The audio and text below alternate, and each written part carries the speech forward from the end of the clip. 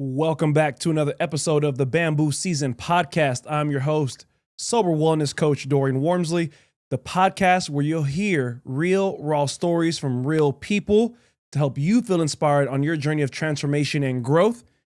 One thing I love, and I know you love, are comeback stories.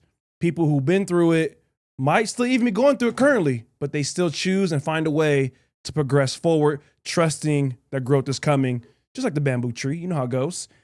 My guest today is an author, podcast host, entrepreneur, overcomer, go-getter. I bring you the phenomenal, all the way from New York, J Haleem. What's going on, brother? Thank you for having me, man. I'm local now. I'm local. I appreciate you having me. Well, thank you. You recently had me on your podcast. I thought it was great. We had a great conversation. And what intrigued me was while we're sitting having our conversation, I didn't really know your whole background or anything, but there were certain subtle commonalities we had, and then also things you had said, like tidbit of you doing time, starting working at Holiday Inn. So I'm like, hold up, there's got to be some more story here, you know? Yeah. And I don't know how many podcasts you've been on lately, but I know sometimes for me, I love not having to be the host all the time. Oh yeah, and kind of going and just being asked questions and kind of going. So I was like, you know what? Let me get him on my platform, and so I can hear more of his story. So if you can, just let us know who you are, what you do, who you help. Oh man, thank you so much. And yes, I love to infuse a little bit of my story, especially when we have those synergy like that, because when I heard things that you were saying, it reminded me about me talking about those jobs, and you get hired at jobs and then they let you go after you already had the job. People don't get that part. And then even though, I've been in and out of jail, never been in prison, I never did a long prison stint, but sometimes it was better for the people who was coming out of prison because they had programs for them. We're out here in the world, doing what we do. I graduated college as a felon, but I got a degree and still couldn't get a job. So I'm like, man, I understand that. And a lot of people looking like, man, you really did that because I didn't spend 10 years away. And so it was like, oh, nah, I still did my 10 years here, like not being able to get the jobs. We predate social media. So it wasn't a big deal. And then I was in the South for a lot of my years as well. It wasn't as, like the New York, New Jersey area where it was a little bit more progressive. They stuck it to you like, hey, if you're going to be a felon, we're going to make you feel it, whether you in or out. So we fought, me and the other brothers that had records, we fought to get stuff like that off of job applications and things like that. So that's what made me bring that up in our interview. But yeah, I've been an entrepreneur. That's what saved me. I couldn't get a job, so I went to entrepreneurship and just kept it going. Now I'm a full-time investor and just helping other people with their businesses. And, I motivationally speak all over the place. I've been all over the country doing that. And just now just enjoying Vegas and being a dad. So I do know you're from the New York area. Where exactly are you from? From Newark, New Jersey, right outside of the city. New Jersey, yeah. Sorry. So right there, no, it's 14 miles from the heart of Brooklyn. Okay. Like literally, I'm right there. So. Oh wow, 14 miles. I didn't know it was that close. Oh no, a train ride, we 3 exits. Oh damn. Now when we was kids, it would have been I ain't from New York. Yeah. But I don't worry about that now. People that's not from there, like no, we literally like it take us faster. We'll get to New York faster. We get to Henderson from where we are. Oh damn. Yeah. So and Newark just was always fighting not to be New York City's little brother. Yeah. And that's how we were raised. But when I moved away from home and everybody just like, oh, you from New York? Okay, fine. Now, before I would fight it. Now, yeah. Yeah, it is. I'm from New York because that's where we would go to hang out and party and do everything like that. We just call it the city. Yeah. We're going in the city. And you mentioned you have a daughter, son? Both. How many kids you got? Two. What are their ages? So my daughter's about to graduate from high school at 17. Wow. Yeah, she graduating. She'll be going to UNLV. Good for her. And my son is 12. So okay. Yeah. Now, you mentioned you did some stints in jail, not prison, but you got felonies. And what was that like? What did you? How was your childhood growing up to lead you towards that? Rough. Growing up in Newark, New Jersey in the crack era. I grew up a house of 15 people. Every adult was strung out on drugs except for my grandmother. So she had 8 kids. 7 of them were strung out. Only one wasn't was my uncle who left when I was born, pretty much the same year I was born, he went to the military. But everybody else, even my mom, was strung out. So, our rappers back in those days wasn't talking about getting high. We was talking about hustling. And so I said I went to the other route. And I started working at a car wash, not knowing that the person who owned the car wash was one of the biggest drug dealers in the city.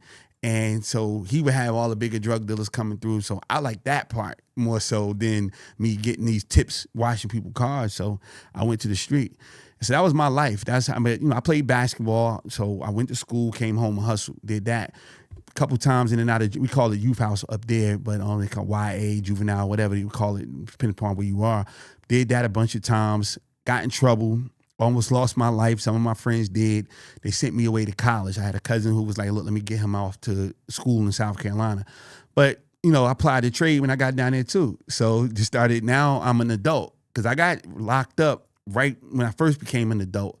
And that's one of the reasons why they sent me away, because I'm facing time with this and I almost got killed. So then he like, hold up, we can get him out of this situation if he go to school. Got in school, so I got the first offender scenario, did a little program, but then I became a felon anyway, and there was no more first offender program. But I did get some money, so I was able to get good lawyers and stuff like that. But I had great grades in school, so they gave me a chance. I had to, put some money back, did what I had to do, and they let me stay out. But I would go back and forth to jail all the time. So I'd be weeks in, months in, different stuff like that all the time. So that was a regular occurrence. It's crazy as you're saying that just now. That last bit about in and out of jail, and it becomes just, I don't want to say normal, but it almost does, right? Because I know for me, when there was a few years where I kept petty stuff, but I kept going in to where I knew the process. All right, I'm about to be out in 24 hours, 36 hours. Yeah. I'm gonna get an OR. Where's a bologna sandwich? Yeah. Where, you know what I mean? Waiting in the fish tank until you get your cell. The wafers, and then it's funny because after a while, you see the new people coming who never been, you kind of give them game like, yeah, we're going to be here for a little bit. Like, go ahead and get your toilet paper. Exactly. Go ahead and lay down on the floor and wait till they open up some cells. Exactly. Yeah, it was, I know I got at least, as an adult, about 8 or 9 mugshots. Wow. For sure. It was funny. I saw somebody else put theirs out, rapper. I'm not a rapper. I don't have no interest from that perspective. But I'm like, wow, you really was in and out of there like that. But it could have been worse, and I'm grateful it wasn't. But I paid for it, even though I didn't sit in prison. Like I said, I graduated with honors, and I couldn't get a job. Where'd you graduate from? Benedict College in Columbia, South Carolina. Okay. So yeah, I did that. Couldn't get a job. Fought tooth and nail. And again, this is predate social media, predate before everybody thought entrepreneurship was cool. Hustling was always just about money for me. I wasn't trying to hurt nobody. I was very successful with it. So here I am, young in college with a restaurant. But people are telling me, don't have a restaurant. You crazy, you stupid, because entrepreneurship wasn't cool back in those days. They're like, hey, you should have pushed me to be a millionaire. But that wasn't the case. They was like, hey, you need to get a job. Well, I'm not going to get a job. Go to church, do all those things. They telling you to get a job. Look, they keep hiring me and letting me go. So nobody was pushing entrepreneurship like they do now. So we went about it the rough route, Man, that's probably the best route. And sometimes. Compared to now, because sometimes with social media now, they make it do seem like everybody and anybody should be an entrepreneur. I remember I was speaking on this panel about a year ago, talking about it, and a woman had said that, like, yeah, a woman on the panel, she was with me, she was saying how, yeah, anybody can do it. And I had to correct him, like, look, I respect you, but I'm gonna be real, it's not for everybody. It sounds good. You work for yourself, you get your own hours, but there's a lot. You gotta be willing to not make money for some time. You gotta be willing to always be your own coach, your own promoter, your own marketer, your own accountant, your alarm own clock, everything, right? And then when the thing is, when it doesn't start developing as fast as you thought, because you have a following, you got friends, that doesn't mean they're always gonna be your supporters. Yeah. So you're gonna sit there with all your friends and your contact list and everything, making no sales. And that's where you get tested. Like, are you really about it? Because that's part of the journey. Yeah, you lose friends in this thing too. Oh, yeah. People literally are dying to be entrepreneurs. I say this all the time. Literally, people are drinking themselves to death, jumping off bridges, being addicted to drugs, everything because of the stress of this. You lose your family members. You can have the woman or man laying next to you not supporting what you're trying to do. You can lose your parents are like, hey, you trying this stuff. You had this good job over here. It's not easy. And then doing this thing alone, this is a lonely journey. And entrepreneurship has been my life. And I've been alone. I'm a family man. It wasn't because somebody like me growing up in the street, I had a huge following in the street. Man, my people, we were like that. And that was love. We did that. I took a bullet for a friend before. So like, I don't have no friends around me like that no more because nobody walked the path I walked. Everybody's doing something different. And so that was something I was raised around. And now not having that, that was a lot to take for me. And people be just trying to jump in it. That's why I said about 2018, I remember speaking to some kids and at another college. And he said, what's your 5-year plan? I said, to be a full-time investor. It's like, not an entrepreneur. I said, no. It's like, what's the difference? I said, no, I mean, I can invest in what you're doing, but I'm not starting no more businesses. I'm not doing all that. It's hard. It takes a lot out of you to do it. Why do you think, because you mentioned something as you were speaking on that about the people around you probably don't support you or aren't in it with you. Why do you think that is? And did you experience that? I experienced it too much. I experienced it in every way, shape, form, or fashion. So sometimes people just don't understand it. Sometimes people, people don't have your vision. You know what I mean? God give you a vision and he doesn't give it to everybody around you, not even your spouse. So you come up, you wake up, however you get it, daydream, had it in a regular dream, however you got it. Maybe you had something like your story, you had a cataclysmic, scenario in your life and you got a vision from that. But he didn't give it to your girl. He didn't give it to your parents. And you just come up with this crazy stuff and they looking at you like, what? What are you talking about? And imagine being married and you got the Louis, Gucci, Prada, you doing all this other stuff. And then now you got to wait for 5 years before you go on a vacation. You know what I'm saying? You can't get a Louis bag for 5 years while we building this. But I put it in my 4th book. I said, look, what happens when you do tell them take off them 3 years and then now it pops, you got 100,000 in the bank and you say, I'm gonna put it all back in the business. This joker crazy. You know what I'm saying? So those things change your life. And this is stuff that actually happened to me. Yeah. I'm like, hey, look, we're gonna just take it slow. And we're gonna walk the dog. And again, I can't go get a job if things is tight, not nothing good, because the job I did have was $8. So I can't go get a job and change my life immediately. So no, we're gonna have to walk the dog. I got the smallest house out of all of my friends. When it was time for me to get a big house, I didn't get a bigger house. I got a commercial building. You know what I'm saying? I did all of those things that wasn't glamorous. And so we had to take that on the chin. Even to my daughter saying, why we don't got a house like Uncle so-and-so? Why you got a house like this? She didn't understand what the bank account looked like. She didn't understand about investing. She want to have a house like that. She want to be able to chill, have a backyard like that. I'm like, no, this is what investing in yourself and being an entrepreneur look like. Damn, that was a lot right there. That's what happened. When you began your entrepreneurship journey, I know part of it was because you couldn't get a job because of your background. What was the first, you said restaurant? Yeah, so that wasn't more so I'll never call that my beginning of my entrepreneurial journey. That was just me being a dope dealer who had a bunch of money at a young age and we got into something.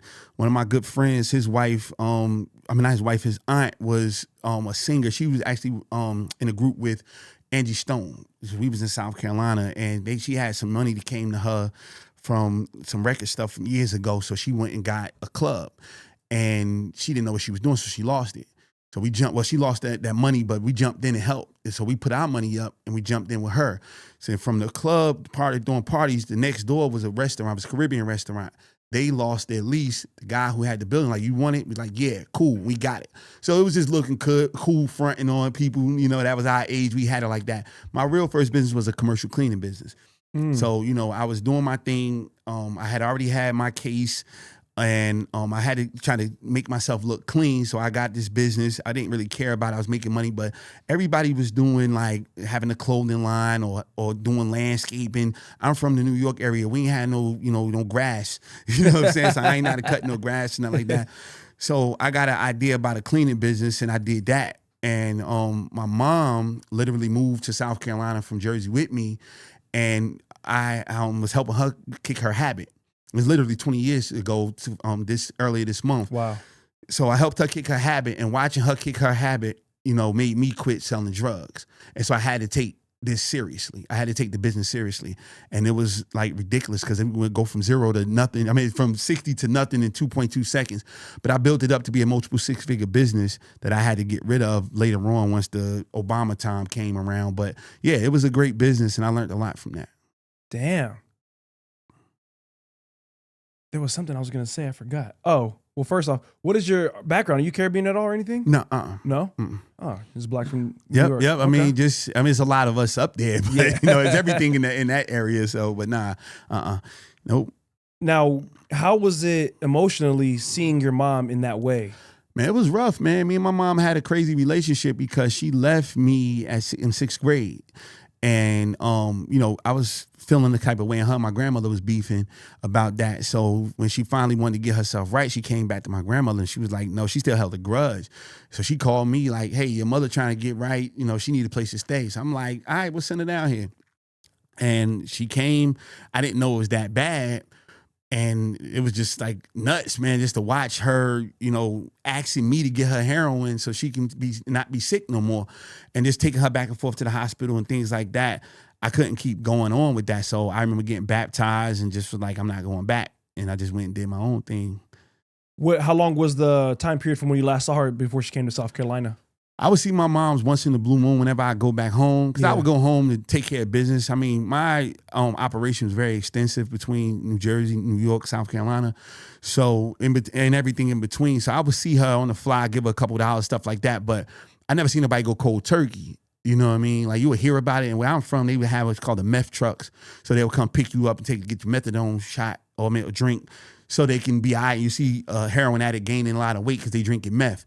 And that'd be the way they'll, mask it while they smoking crack too. So, a crackhead would get skinnier, but you're not getting skinny because you're drinking the meth drink. So a lot of them was on that type of time. So when she came to me, it wasn't nothing else. And I didn't really deal with heroin like that. So it wasn't so plentiful in South Carolina. So I couldn't find it because I knew people that did, but I wasn't doing it. But it wasn't like she could go and find it. She had to really... you got to drive there. She ain't had no car. She ain't had no way around. It was on every corner where I come from. So it was a lot easier for her to kick, but it was hard doing it cold turkey I didn't know what to do. I mean, just keep running her back to the hospital and she throwing up and dry heaving. And it was nuts to see. How long did that process go of her getting off? About 10 days. It was rough. Yeah, 10 days. She barely can eat. Anything she put on her stomach was coming up. And he thought we was going to lose her because she was just real skinny and she wasn't eating anything, wasn't consuming nothing. Anything she took, water, anything was coming up. So she would just get fluids pumped in her from the hospital. But that was that. Damn. Mm-hmm. That must be crazy to watch. It was crazy to watch. How old were you at the time? 24. Young. Yeah, 24. And where was your father during this period? Locked up. Your whole life? Nah. My father was in and out my whole life. Actually, funny thing, me and him was getting money together in 2000 in Philly. Huh? Doing what? Hustling. He had a couple spots up in PA, and he had took the charge. He had got into a car accident. Basically, the cops was looking for him, but he had got into a car accident with a kid passed away, and they already, he almost died. Everybody got ejected from the car, so they just never let him come out of the hospital. And so he just that helped me not go to prison, and a couple of other people. He just stood tall. And he did 7 years. So in the process of that 7 years, he was in jail while that was happening with my mom's. And is he around? How's the relationship now? They together, Oh, they together? Yeah, they got married after he came home. Damn. And they wasn't even married when I was conceived. They wasn't even really together like that. So it was kind of funny. But they married now, and they still live in South Carolina, and they chilling. And that's beautiful. Yeah. So, for her to kick it while he was gone.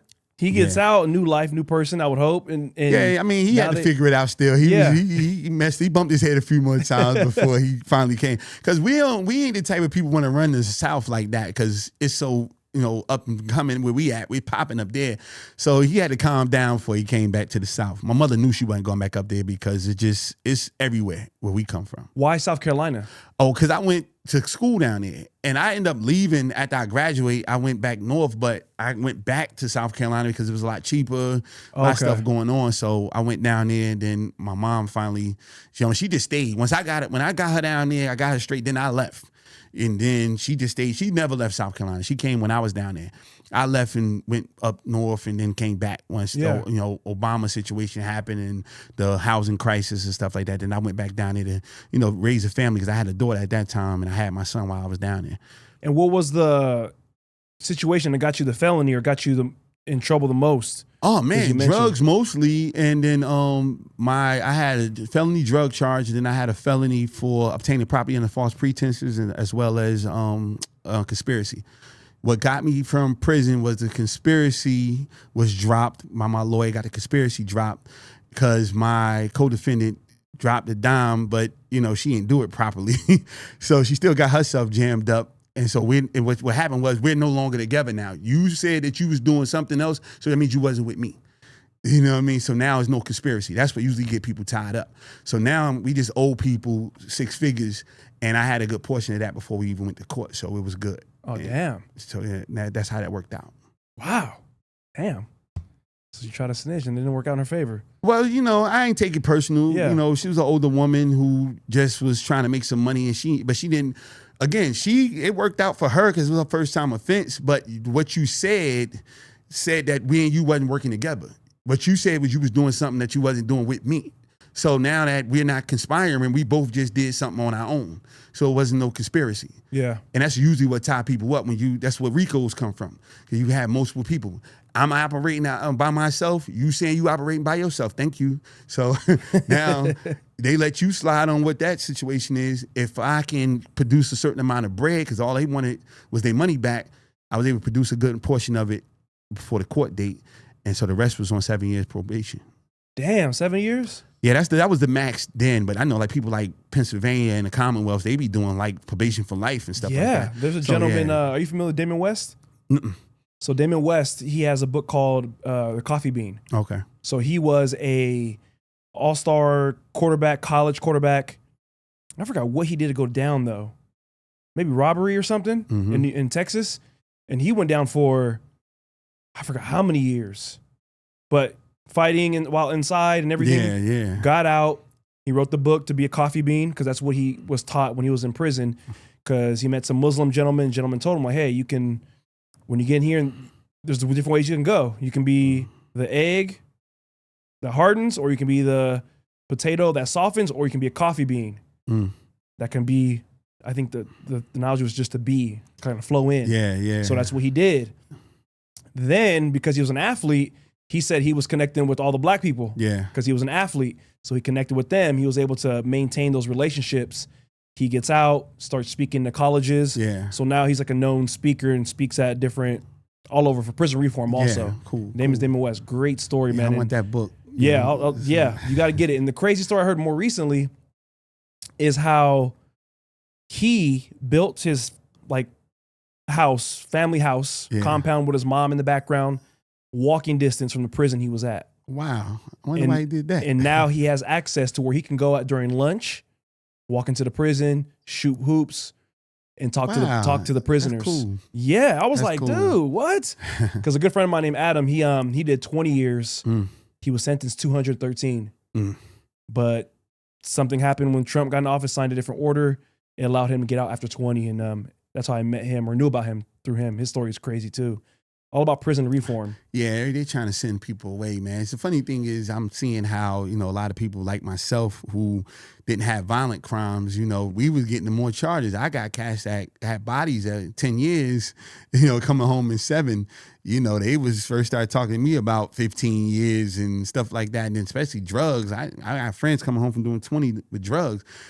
So it's just crazy that system. I'm glad to stay very far away from it. Besides to go help out. I can't go back. I remember when I was, and like I said, I didn't do anything crazy. I just took a friend's car without asking, right? Yeah. So I remember I violated probation or whatever. I did 2 months in total. Yeah.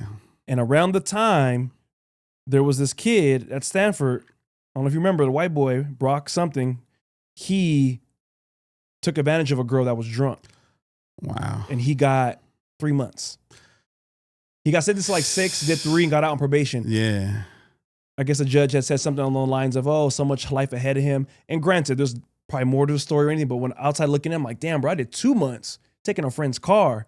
This dude took advantage of a girl drunk, got caught by somebody. Somebody caught him in the act. Yeah. Did 3 months. I like that. I don't care where you're at in the world. To do a 1 month difference and you raped a girl, I just took a friend's car. That just happened with Trump's minister. Had this guy let out of prison or 6 months or something crazy for underage sex with a girl, and they tried to kill him. So it's a lot, man. You just got to kind of stay away from these people. Are you in any way involved with that type of work, like prison reform or justice reform? Yeah, I mean, I've done so much in South Carolina with that. Since I've been over here, what I've done, literally, we've adopted a school called Mission High School here. Okay. And all of the high school students are recovering addicts. Oh, wow. So we've been with them from the time I walked into the city. Once I got a chance to speak there and I fell in love with them. So that I've been working with the kids with that, man. That's been my whole passion. We there every week, making sure they're good. Because, again, nobody's talking about that. And one of the things, my first offense as an adult, they sent me to the program and I went to a drug rehab. I didn't know I was supposed to be there, but they was going through the list. Hey, how you doing? My name is so-and-so. So when it get to me, I'm like, I'm in the wrong place. He said, what you mean? I said, I'm in here for possession with intent to distribute. He said, selling drugs is just as addictive as using it. And he's right. he was right. I've never seen anything more right. And so watching these kids be strung out, and in high school, I was strung out on selling drugs in high school. I wasn't using drugs, but I was messed up. I threw away my basketball career. I threw away a lot of stuff because of the corner. You know what I mean? I almost lost my life. Watch other friends lose their lives, do a whole bunch of stuff for the corner. And I was addicted to it. I didn't feel like it was a problem. I was prepared to go to prison. You know what I'm saying? Like, I was prepared for that. And again, I took a bullet for a friend. So I didn't run. I didn't snitch and say who did it. None of that stuff. I thought that was a cool thing. We were really addicted to that lifestyle until you kind of get away from it and you're like, oh, okay, that was all wrong. I always tell my people, I was terrified of who I was. Now, thinking about that kid, like, well, you was stupid. Like, you was crazy. Why would you even want to do something like that? But, you addicted. You say the same thing to drug addicts who are doing things that they out of their mind, some of the stuff that they're doing. You're like, wow, man. But first thing, they want to lock them up and not get them help. So long as I'm here, those babies are going to be all right, and they have been all right, and we just continue to be in a situation where we want to help them and make them do so much stuff. But we're about giving. My whole family, at the time of the recording, I don't want to, time stamp it, but, it's the holidays. Right. Yeah, it's the holidays. So first thing we doing before we eat, we giving out, we serving. That's just what we do. We don't need no press, no nothing. This is what we do as a family. So it's all about giving back. I'm blessed to be here. As you say that, a guest of mine, him is Ollie Porter. He got out maybe almost a year ago. He did 10 years. Mm-hmm. He was on my podcast a few weeks ago. He said while he was in there, he went to a program called CGA, mm-hmm. Criminal Gang Anonymous. Mm-hmm. Back to your point, he said he was addicted to the criminal gang activity. He was addicted to gang banging, addicted to hustling. And when he said that, I'm like, wow, that's something that's not talked about at all. I never heard nobody say it. So he said it and he experienced it. He went to actual group for it, mm-hmm. and it makes sense. You're addicted to the high of it, the chase. I think some of us sometimes, depending how we're raised, we find comfort in chaos. Well, the love too. People can't get past that part, the love. You know what I'm saying? Like, I took a bullet for a friend that would have took the bullet for me, and other people, raised up. When you going through something and you see 50 dudes ready to ride for you, man, and you get into the world. I've been in the church world. Horrible compared to the streets. Horrible. Regular people, way worse. Corporate world, way worse than what I dealt with in the street. It's just the finality of somebody can die, but they'll kill you while you're alive. And they'll walk over you and watch you walking dead. And they know they took your life, ripped your soul out of you, take from your family. They've done it. So when you're out on them streets and you really got love like that and your people's with you, it's hard to get away from that. You know what I'm saying? Because you see these other people, they not putting it on like that. The pastor not giving you access to their crib or helping you out or nothing like that. But your homeboy is taking food from his house to make sure you eat. You know what I mean? Ready to go into jail for you. Now have people snitched on each other? Yeah. But at the end of the day, in my experience, I had more love there than I ever had in the regular world besides with my family. And so I know how hard it is. So when I am showing up for people, I'm making sure I'm doing what I say I'm going to do. I'm not going back on my word because they're waiting. These kids are waiting to see you not be there and do what you're supposed to do. So I'm showing them because I know they're not seeing it. I did a speech to parents and I said, we got to stop treating our kids like lottery tickets. We can easily make sure a majority of them win and majority of them get to where they need to go to if we do what we're supposed to do. It don't have to be maybe one going to be all right and the other two not. No, you can easily make sure that's the case. Neither one of my kids will have to pay for college, not because I'm super, super wealthy, but I made sure that was what it was. And I put my mind to it. I don't have a gang of people helping me do it. I just say, hey, this is what's going to happen. I had to pay for it. And biggest thing that hurt me was I couldn't get a job. I got this college debt without a job. So I'm like, nah, y'all ain't going to go through the same thing I went through. You know what I mean? And so I'm going to show up for them every single time. Because that's what parents are not showing up. It's like, oh, I got you to 18, maybe, especially not where I came from. But if you are, even in suburbs, I got you to 18, now you figure it out. No, this is a life thing. And gangs are for life a lot of times. People on the street, they saying for life. Well, we got love for life in church. We got love for life in our family. We got love for life in regular situations. Everybody makes it seem like it's cool. Corporate America is cutthroat.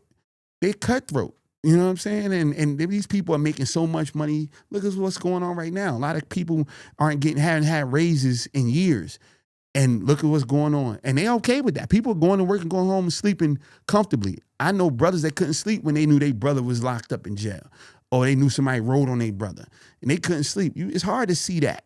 And then to see this other side. And then, I'm like, I know what's right from wrong, but it ain't no real love over here. You know what I'm saying? I've seen real love on the other side. What do you think is the cause of that lack of loyalty or lack of support? I don't know, man. I think that, especially, and coming from where we come from in the ghetto, like, I just think it just made it be okay. Like, that's not you. Because when we make money, we leave. We make our money, so we don't stay around and show the other individuals that you can do it too. We leave.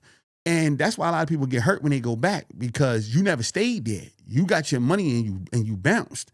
And so now you're not them. So you can't come back and style on them and make it seem like, oh, I'm better than you. They'll give you a pass a couple of times, but after a while, they got a problem because you can't do it. It's like a OG coming from jail, been in for 20 years, and the youngest was putting in work. Don't come in here with that, what you did back in the day. We don't want to hear that. You know what I mean? They getting off. They going to get off on you because you disrespecting them. So show love. When I pop back up to my hometown, it's all love and I'm up out of there. Not because I'm trying to get away from there. That's not my space no more. That's their place. They can call me. I got plenty of cash from my old neighborhood. Hit me up for something. Hey, I want to talk to you about this business. I'm trying to do this. And I'm always saying yes. What can I tell you about business? How can I show you what you need to do with business? You know what I mean? And leave it at that. But I'm not trying to be on the block with them no more. I've been away from the block. That ain't my speed no more.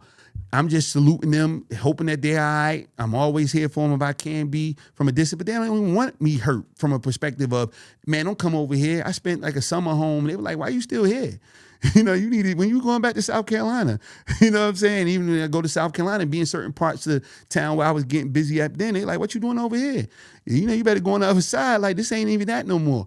Not no disrespect. They're protecting you. But cats want to prove something to people. I can go back to my hood. Your hood ain't even your hood. All the old heads died. Not even just the ones on the street. The old grandmothers aren't there no more. People don't even live there no more. What are you doing there? That's not there no more. What you did, we got to live in the present.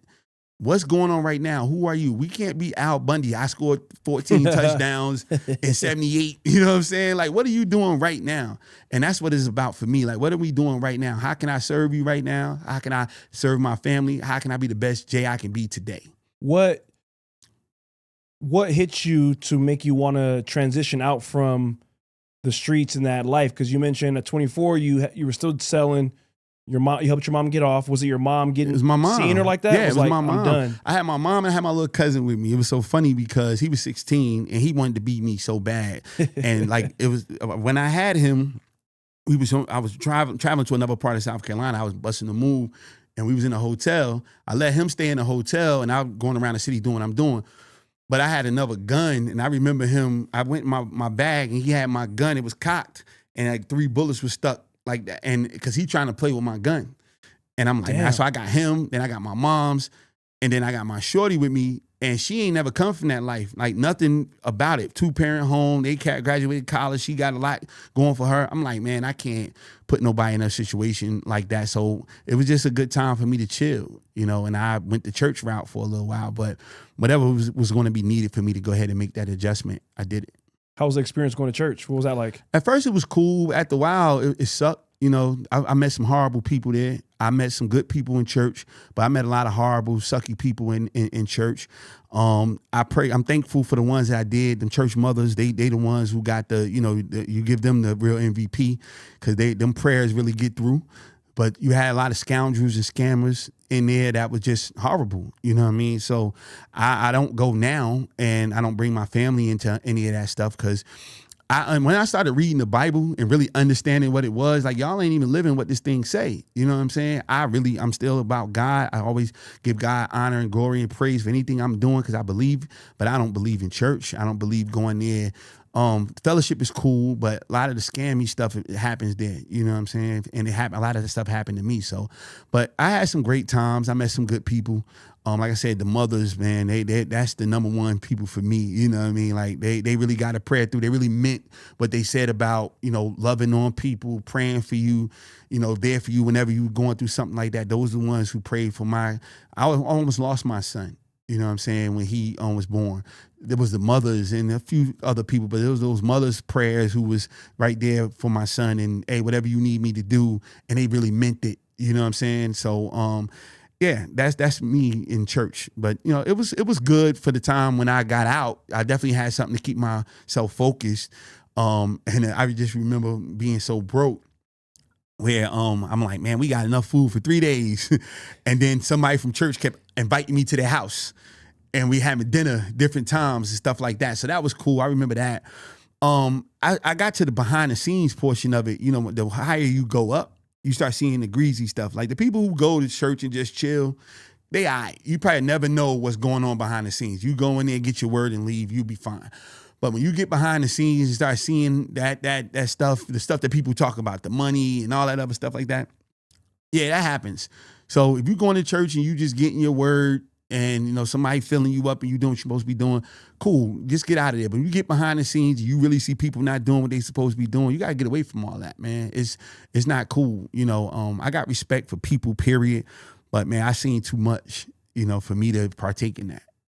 Damn, I would love to interview a ex-con pastor or something, if they're willing to be, because there's some out there who, you know, who already know what they did or whatever. Well, people are good. You have every church ain't bad, right? Yeah. Every church ain't bad. You can't say that. And some people are literally, they believe. But this is the information age we live in right now. So you got to know that a lot of stuff that we were taught when in the 80s was wrong. In the 90s, in the 60s, the 70s, whatever, was wrong.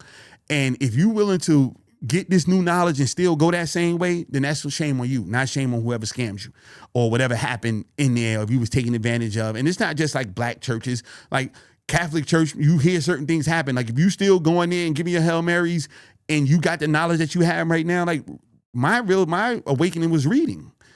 When I'm reading something and the preacher saying the scripture that's not what I read, nah, bro, that's not that. And then you keep doing it. Well, okay, we can have a mistake. And you keep remixing it to fit what you're trying to do. Like, nah, that's not how that go. I read the Bible. I understand it. I can go. I speak. So whatever I read, I take in immediately. So like, I know exactly what that means. I studied. I've actually been ordained. So I understand what that means when you say it and you're not living that. You know what I mean? Was there any scripture or pastor? Any scripture or message that resonated with you the most when you read during your readings? Oh, yeah. I mean, my scripture, I got a couple of them, but Proverbs 13:22 is my favorite scripture. A real man leaves inheritance to his children's children, and the sinner's wealth is stored up for the righteous. That's the scripture that I live by as an entrepreneur. Deuteronomy 8:18, and it talks about God giving you all of everything that you need to create wealth. Your job is just to give him credit for it. And I walk like that. You know what I'm saying? And this is Old Testament stuff. You know what I mean? I don't know the Bible, but there's a story about the fish and the bread. No. That's New Testament.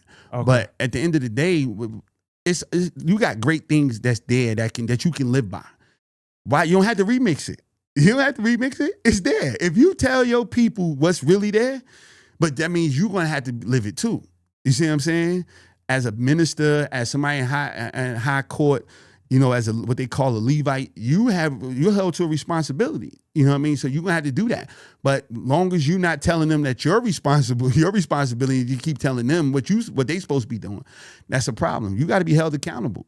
You know, you have to definitely be like, hey, you got to live a certain kind of life. And a lot of people don't want to live that life. You know, you don't have a job. You know what I'm saying? Not saying that you should work. Like, this is the real world, so go ahead and work. But I'm just saying, like, it ain't about your job or about how much money you make. You're just supposed to be taking care of enough for you to go ahead and take care of this flock. You see what I'm saying? That's it. Now, if you got a job and you kicking ass at your job, great, by all means.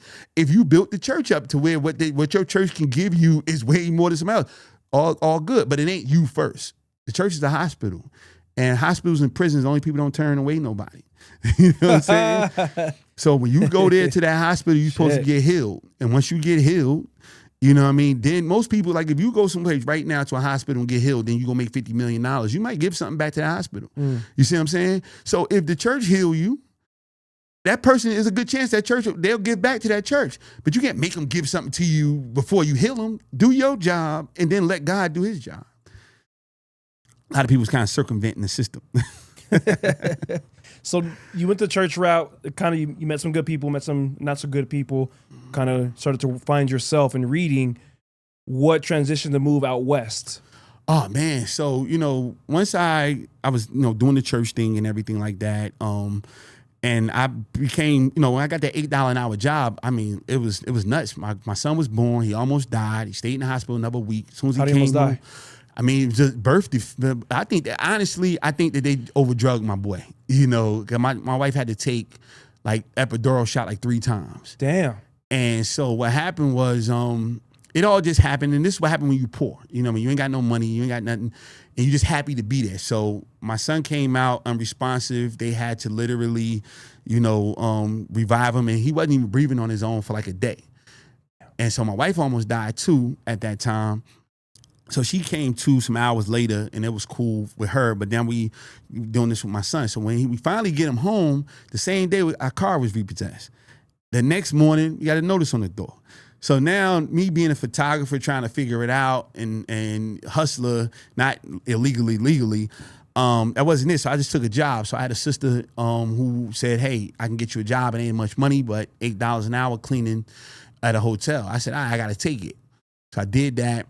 Then another dude I went to college with had a car dealership. He couldn't hire me as a salesman, of course, our background, but he said, "You know what, you can pick up cars from the auction for me, as long as your license straight." Cool, that was cool. So I just started hustling, doing what I was doing. But I took the photography thing seriously. A year later, I left, got an office, got a studio, started knocking it out the park at that. I became a nice, 6-figure earner as a photographer. And again, it was one of those times where I reinvested in myself and my company. I got a commercial building and started having tenants and still doing the studio thing and created a full-fledged film company. And so we just started doing a whole bunch of stuff with the government, local. I started helping people get government contracts as well as me doing my own stuff. And when COVID happened, all that kind of shut down. But I was already 2 books in, and I'm already speaking. And so being online, doing it, people out west started hollering at me saying, "Hey, you want to do a presentation? Want to come out here?" And as long as you were willing to get the shot, because California was crazy about that shot. So I took it. And I went out to California and started making money. Damn, man, you took the shot. I took the shot. Yeah, I took the shot. I'm messing with you. I took the shot, man. I went and got that bag. So I went and got that bag. Yeah. And it was just cool, man. And I got a contract, 2-year contract to do training with a company out in San Diego. What type of training? Entrepreneur development training. Oh, wow. Yeah, so the company was a nonprofit. It's a big-time nonprofit. On the one side, on the for-profit side, it was about finance. But they wanted to loan money to businesses, but the businesses that they had weren't prepared to deal with that. So that's where I came in. So me coming in, getting these businesses prepared so they can go ahead and get funding from this company. Wow. So I did that for a couple of years, and I wasn't moving to California because it would have changed my family's life. Like I didn't want like no $1 million house that was like 1,500 square feet. So Vegas made a lot more sense. You know what I'm saying? It was more expensive than South Carolina, but I'm from New Jersey, so it ain't more expensive than where I'm from. Yeah. So it was cool. It was like in the middle. So I was able to get, a nice little setup here, and it worked out. Wow. What a journey. Yeah. Yeah. None of it planned. None of it. What do you think gave you the knowledge to go this route and do these things? Like because you say your father was locked up, your mom was on drugs.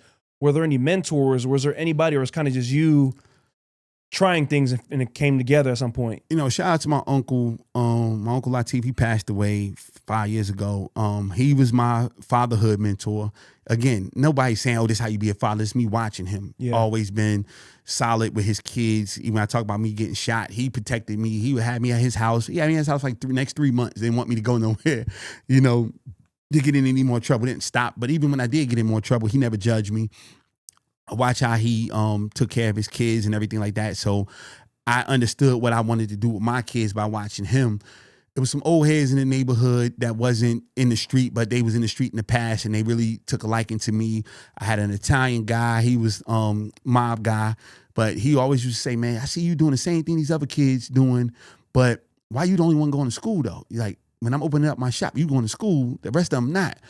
And so he always said, "Hey, you can get some money over here," and try to protect me that way. But, I wanted to see what I wanted to see. Then I had other old head cats who would always just be rooting for me. And then So that's I didn't have no entrepreneurs in my family at all. Still really don't, not like that. I do believe in God a million percent. So number one, I think it's a God thing because I have friends who did half the stuff, not even a quarter of the stuff, and got killed or did a bunch of time. And I did it all. It's not much I haven't done. But not to, they seem like it was unscathed. I don't feel like I was unscathed, but I didn't die. You know what I'm saying? I didn't have to go away for years. I mean, I've done a lot. If I say some of the stuff, I don't even think, we writing my first book, and you met Tamika. That's how we connected when we was writing my first book. She was like, yeah, I was telling her my story. And I was like, I can't talk about this. She was like, what do you mean you can't talk about this? I still got friends in the street. Literally, when we dropped my book, the next month, my friends went away. They got caught with over $1 million worth of drugs. Damn. And these are my friends. Like, these are people I can walk in their house. They can walk in my house. You know what I'm saying? So, like, that could have been me if I was there. You know what I mean? So, like, we did it. But I didn't go through all those things. You know what I'm saying? So, I do believe that was my higher power, being there for me in that time frame. And then even when it was time when I'm like, I could have gave up because a lot of other people gave up. I'm like, no, it's something else that we can do. And so me picking up a camera was another business venture, trying to do something with, this is why I was interviewing celebrities. I told you I was doing that first. But then when I went back to South Carolina, ain't no celebrities in there. Celebrities in New York. I spent some time in D.C., celebrities there. Ain't no celebrities in South Carolina like that. So I'm like, well, I got this expensive camera. I got to shoot because I got to make some money. I ain't got nothing else to do. And that just turned into something I ended up getting great at. And I understood business. So instead of me doing birthday parties or stuff like that, I went with law firms. I set up a real business practice. Then I got with the government, started working with the government, and I understood how to build a business. So reinvesting in that, instead of having just a studio for me, I got a whole commercial building. I got tenants. I got all this stuff. So it just changed into a whole nother business scenario. But it's all on the fly, man. It was all on the fly. Again, COVID happened. I'm like, I turned my building into a learning pod. Like literally, I don't know. I wasn't sending my kids to school immediately. I knew other people wasn't sending their kids to school immediately. So I got a conference space with middle schools, a conference space with elementary school kids, and they paying me $200 a week to have their kids there. So like, it's all on the fly. It's like, this is what you giving me? Okay, this is what we're going to do. Investing came like that. I just was tired of entrepreneurship. Like I was super, super tired of the hard. It was so hard. I tell everybody, it was a time where every dollar I got felt like pulling it out of a lion's mouth. And it was so much easier to do other things. Even when I got to Vegas, my first contract came in like 2 seconds, literally. I'm moving in my building. Somebody asked me what I do. I told them. He said, can we meet tomorrow? Yes. And they gave me a $3,000 check after I told them what I did. Like, I ain't never had money, I ain't make money that fast. You know what I mean? Like, it was always pulling teeth.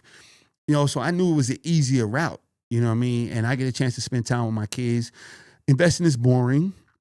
It's boring, but it's lucrative, and I get a chance to guide other people. And if they got a vision, nobody wanted to support my vision. So I support other people's visions.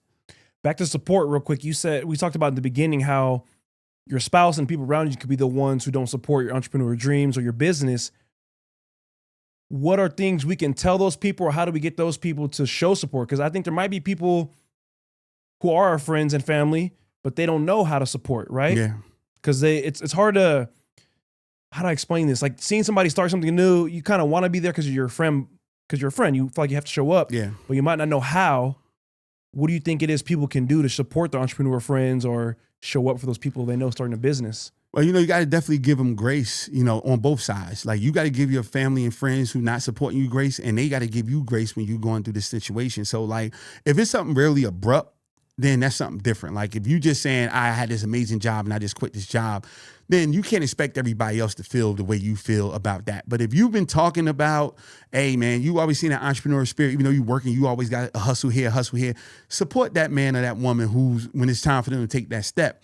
But you can also tell them as the entrepreneur, like, look, this is what I need from you. Well, a lot of time I will incorporate my people in it. So I got a new t-shirt line or something. I'm gonna give them some stuff. I'm gonna invite them to something that I'm doing.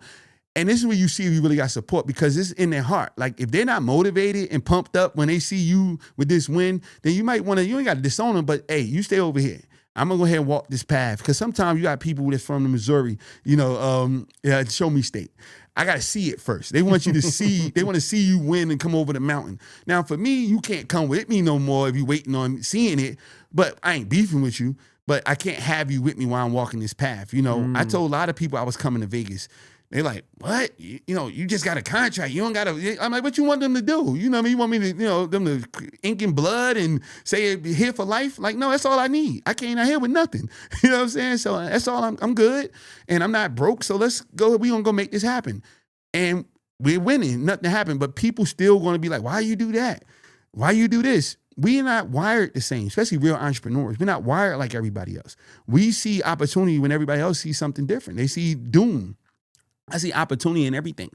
And that's a God thing. Because again, I can't identify a family member who like that in mine. Like, that's just who I am. I've always seen the opportunity, and no matter what, if I'm doing something long enough, I'm like, man, I can probably do this myself. You know what I mean? If I'm working at a job, I worked at that hotel for a year.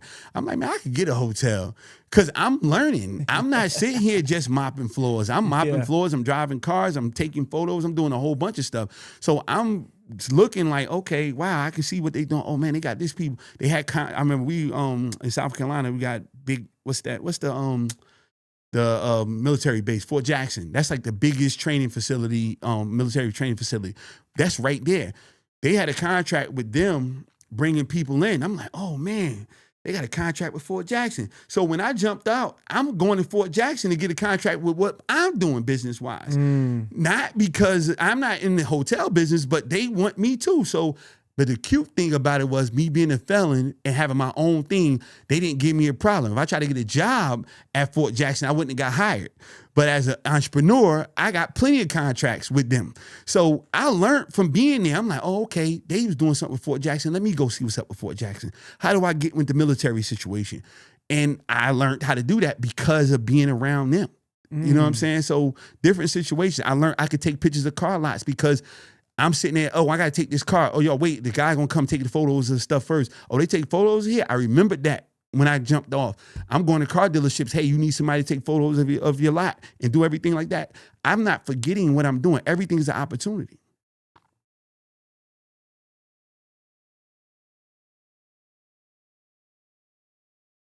See how long you was going to last. Nah, I'm waiting. I got you. No, I let it hit. That was good because I understand the idea of seeing opportunities, seeing that always half full as opposed to half empty.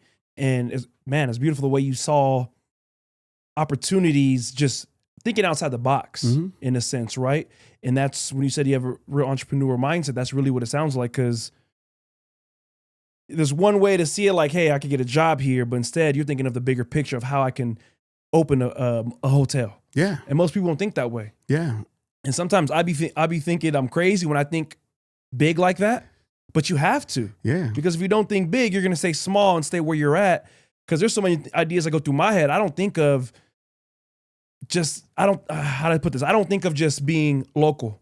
Yeah. I tell people this all the time, like, yeah, it's great being the local news, have a local community and all that, but my message and what I'm trying to do, it's on a global scale what I'm trying to be on. I'm not trying to be just the most popular or liked in the city I'm in. I want somebody in Australia, wherever, doesn't even speak my language, never met me, be supporting me or be a fan of mine or reshare my content or say my content help them. I'm not saying it's easier, but if you're just focused on that small circle of influence that you can have, man, that's just, you're selling yourself short. Well, think about this. What word come to your mind when you think about entrepreneurship? I'll tell you mine. What's yours? I don't know if that was a trick question, so I don't want to answer. No, go ahead. What word come to your mind? Impact. Mine is freedom. If you're not thinking about entrepreneurship, and I love impact as well, when you're not thinking about freedom, you're not an entrepreneur. Because, okay, you want to go and work for yourself. Cool. That's not freedom. You're going to work more hours than 8.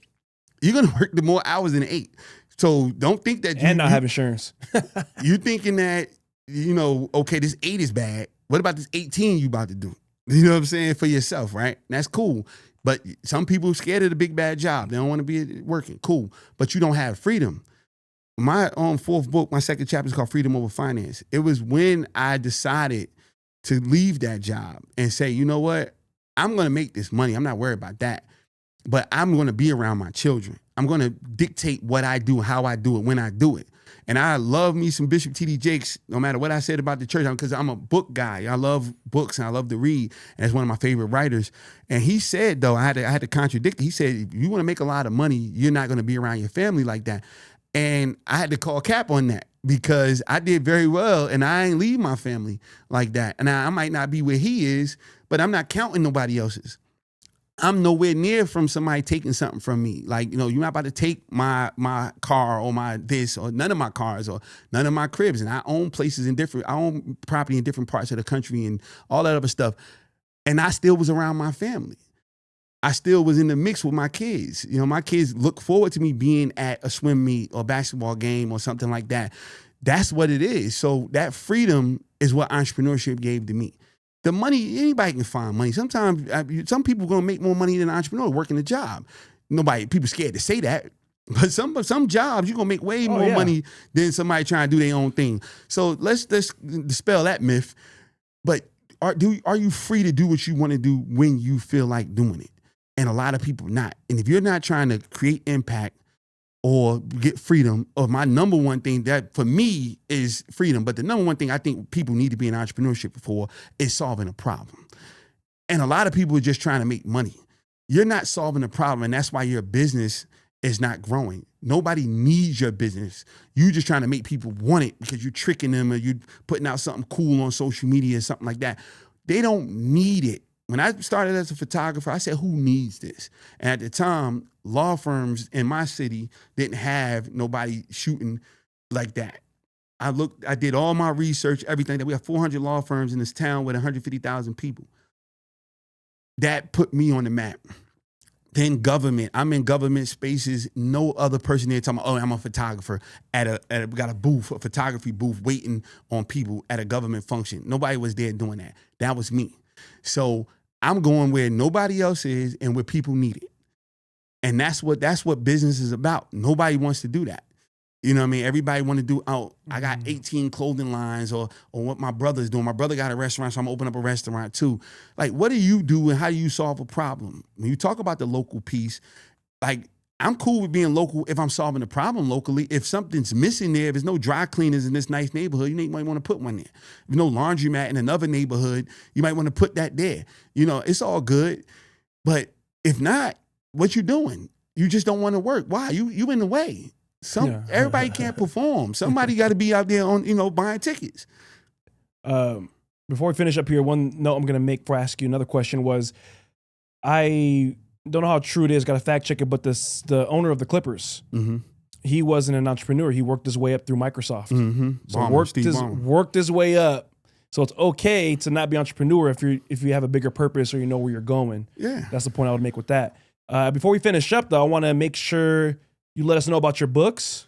Oh, yeah. What are your 3 or 4? Four books. You can hold them up to the camera, let them know the title, where to buy them. I Won't Starve, from $8 to 6 figures. Again, this is like loosely about my life from a certain time period. Funny thing is, you won't find all the drug dealer stories and stuff like that in here. And the reason being, I told you on camera that I have friends and stuff that's in the life, and so we got to be selfless, not selfish. You can't keep talking about stuff that that's not your business to talk about. And then me coming from $8 to 6 figures wasn't because me going back to the street. I was legit doing that, and I was able to get to that point legit. I wrote this book here, You Won't Starve, Key Principles of Entrepreneurial Development. It's a training manual. And this book was literally just the training manual that has something to do with, the principles that got me to that point and the things that I did because I didn't have good credit. I didn't have, a bunch of money saved. I went about it definitely unconventional way of getting to where I needed to get to because we wasn't telling people about PayPal back in the day where you can get like a PayPal working capital loan or these other ways to get financing and stuff like that at the time. This is things that I found out because I had people holding, you ain't got credit, you ain't got a job, they're not gonna give you this.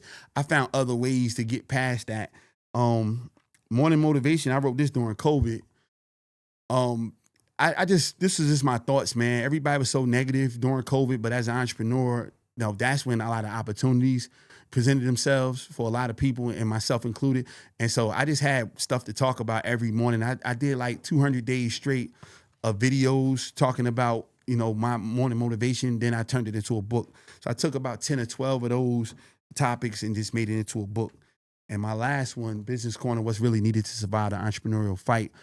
This is, I've sold a company that was supposed to be $1 million company for way less than that because I was scammed and people caught me slipping, or I didn't have the right people around me when I was trying to do business and stuff like that. I didn't know who I needed to have. So I put this picture up here as a boxing ring because it lets you know, no matter who you are, no matter what boxer it was, somebody was in their corner.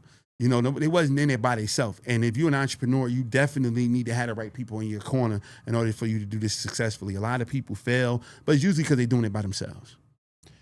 Jay, I really appreciate you coming on here. You have me on your podcast. Bro. I'll make sure I tag that in here so people go check your podcast out. I think it's amazing what you're doing. The people you're having on, giving people a platform. Just sitting with you when I was on your podcast, I feel the energy. I love what you've done for yourself and that your goal is bigger than just you. It's your kids, it's other people to make sure they don't go down the same path. You heard my story, so you know what I've been through, and I think it's important for people to use their tragedy. Not to only help themselves, but help themselves so they can be strong enough to help somebody else get lifted. Because that's the biggest thing you can do. Because I think, in my opinion, while we're here on this earth, is to use our capabilities to help the next person in whatever way that is. Now, before we finish up, the last question I ask, is there a mantra or quote you live by, and why? I got two. I got a quote and a mantra. So my mantra is I won't starve. So if you look and you see this, I won't starve. This is what happened when I left that job. Everybody was pissed off at me. Everybody was saying, because they knew. So I got in-laws, I got, family, friends. Hey, what are you doing? You just trying to get back on your feet. Y'all lost your car last year. You got all this other stuff. And instead of, I was a Christian, I'm still, follow that doctrine, but I was in church. I couldn't cuss nobody out. So I just said, I won't starve. And I would hashtag it every time I landed a big job. I would put it out there and knocking it out the park. And so that's been my mantra, and now my nonprofit is called I Won't Starve Academy.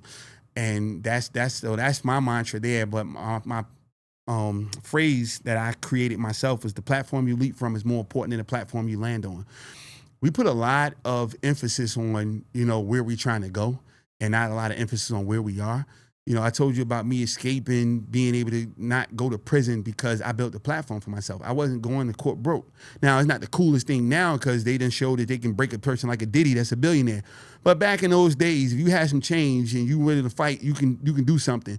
And I never was in a situation where I wasn't building a platform for myself. And me being able to come over here and do what I've done in a little bit of time is because I was already who I was. So I felt like the platform when you leap from, it don't matter where I go, I'm still going to be Jay. I'm still going to be able to knock it out the park. I'm still going to be able to add value and be able to be impactful no matter where I go. So I keep telling people, focus on building your platform. It's better to jump from the roof than jumping from out of the basement. So make sure you build that platform, because if you got a solid one, it don't matter where you go, you should be able to perform. Boom. Let's go, Jay. Shout out to my man, J Haleem, coming on today's podcast. Man. Once again, I'm going to put his information in the link of the description so you can go cop his books, and also go check out his podcast and his Instagram. If you need help with your entrepreneurship journey, he's the man to get you there. I'm going to leave you with the word, the favorite part of the podcast. You cannot be casual with your growth. You must be intentional. Love it. Set intentions of how you're going to get there. Don't just wish it. Just because you wish it real bad to happen doesn't mean it's going to pop up for you. You got to make intentions. How are you going to do that? Build the cathedral one brick at a time. 2 words, keep growing.